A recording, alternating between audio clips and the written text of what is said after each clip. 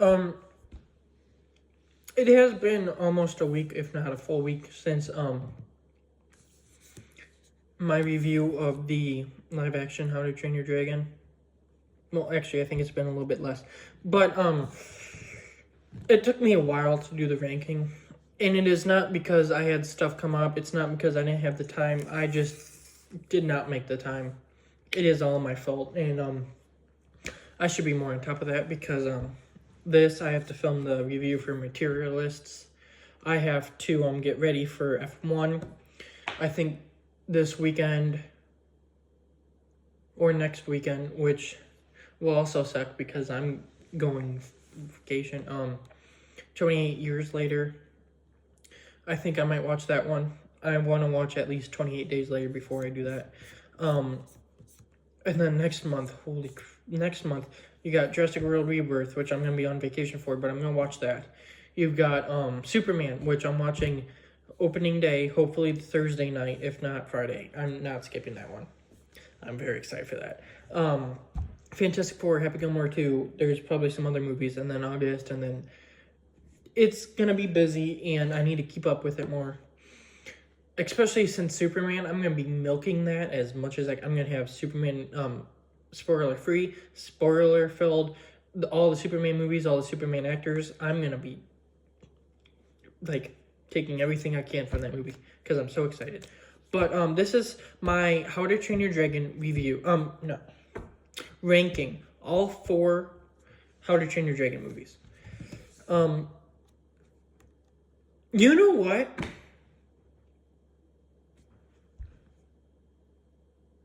Actually, never mind.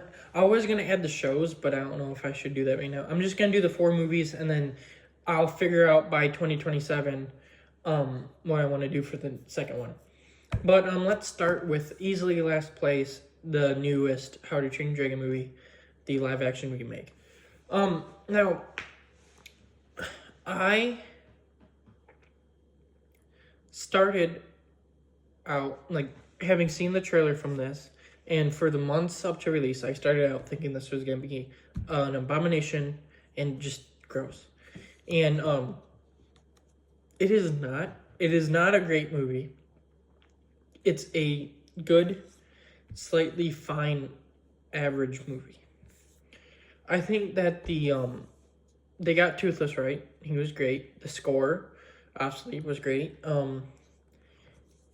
It being almost a scene-for-scene remake of the original, just with some scenes added, and then there were scenes that were taken out.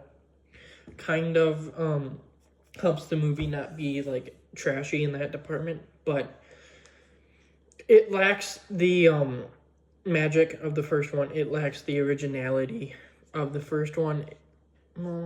It lacks the stuff from the first one. It lacks the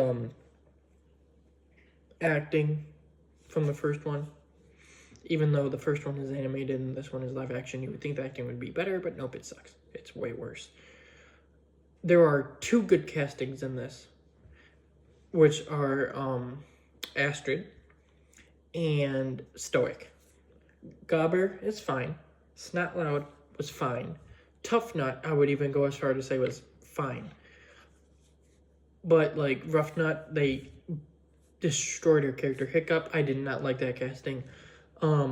Fish Legs was annoying, but I mean that's kind of the character. But this one was annoying beyond belief. And it seems like a small thing, but there were lines said in the first one where it's I did this, and then I did that. That is not the line, but it's they had a stop and it added. Whereas in this, they're I did this and then I did that. They speed run it, and it's what the crap, dude. But it was watchable. Now, I've never ever said this about a movie, animated to live action movie. I've never really gotten it until now because, 50-50, but 10 out of 10 times, I will watch the original instead of watching this movie. I have never gotten why people say that because it's they're both good. But, that's because they haven't really made one about a movie that I really care about. And that true, that was before I saw both Lilo and Stitches, but even then, like, they're both good. Both of those Lilo and Stitch movies, like the original one and then the new live action, they're both good. They both have their things to watch, and 10 out of 10 times, I'll watch both of them together. Probably the second one, the second animated one too, but I haven't watched that one yet. But like this one, 10 out of 10 times I'm going to the original, and if I ever watch this live action one again, it's probably going to be like someone else wants to watch it. I'll just sit there and watch it with them. I have no want to see it again. Let's move on from that. So, these next two are going to be tricky. They're almost tied. But, like, the more I think about it, I think I'm going to go with number 3, which is a 5-star movie. These next 3, which is the animated trilogy, are all 5 stars. So, they're all perfect. But the next one is going to be the original How to Train Your Dragon. Now, that is definitely not a normal, like, pick. Usually it is, like, 2-3-1 or 3-2-1. But people usually have 1 at the top. I have it at bottom. But that is not because it is a bad movie. It's because the other 2 were just that much better. And it's hard to do that because this one is perfect too.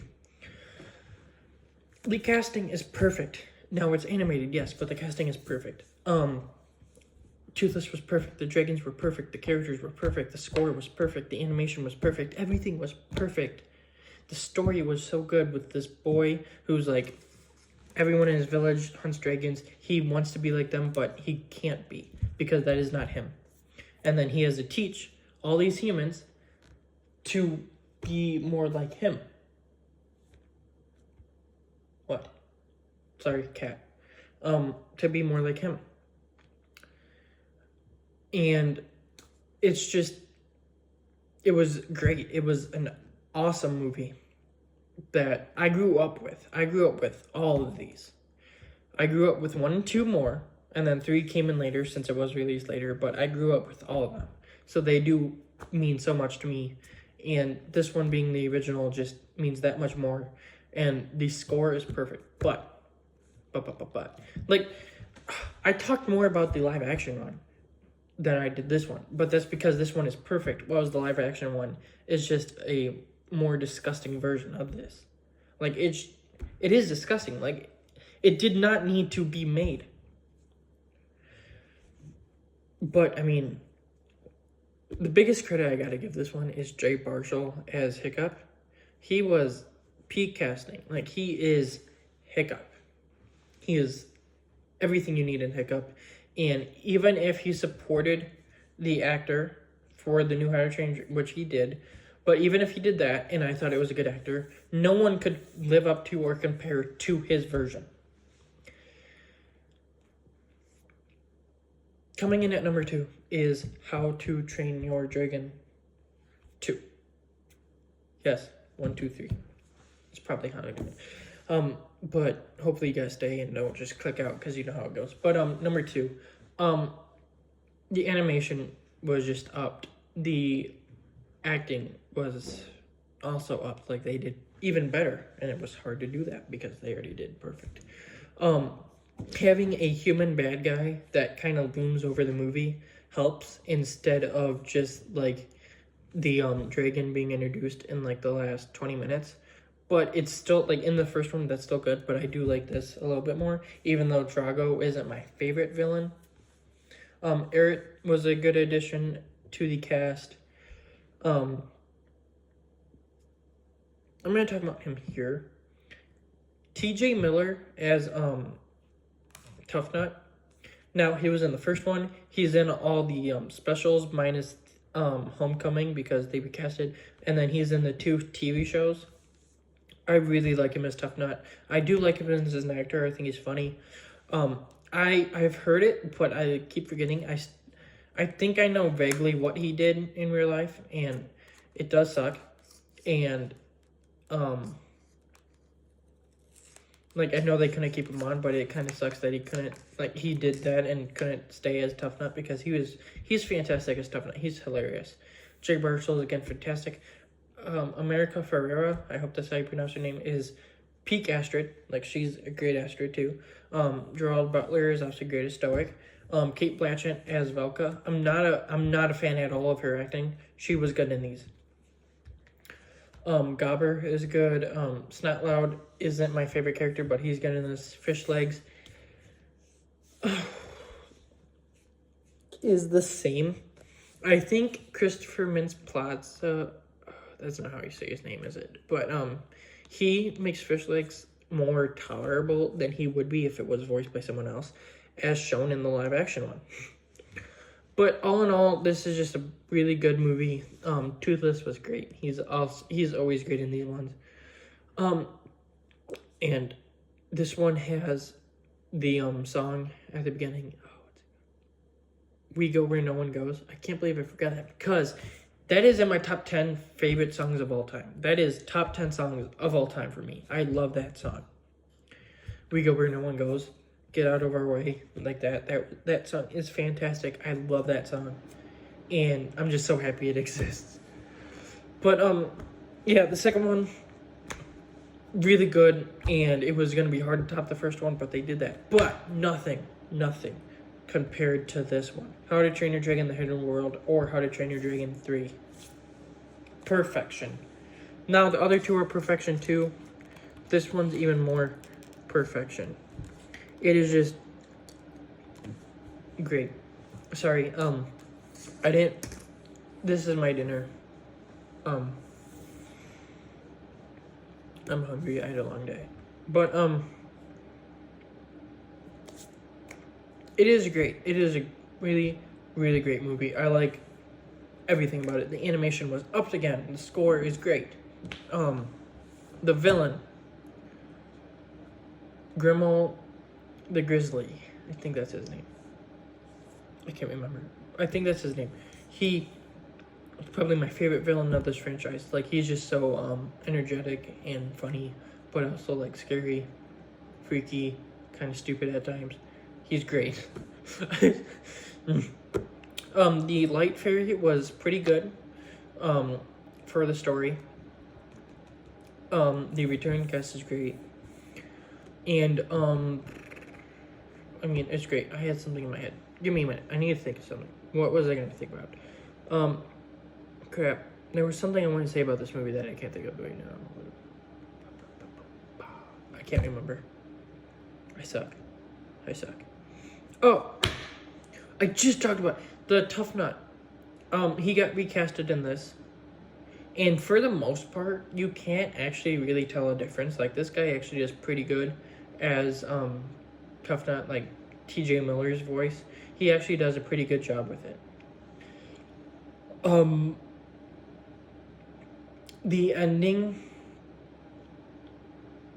is good. Like, it's a great ending, but at the same time I hate it because I don't want Toothless and Hiccup that we spent the course of 3 movies, 4 specials, and 8 seasons of TV. We've seen them form this bond, and then they have to part. Now, I know some people don't like that and they think it betrays everything. I don't think it does. But at the same time, it's like, would I like them to stay together because I love these characters together? Yes. And not together in a romantic way. As best friends. It's a dragon and a human.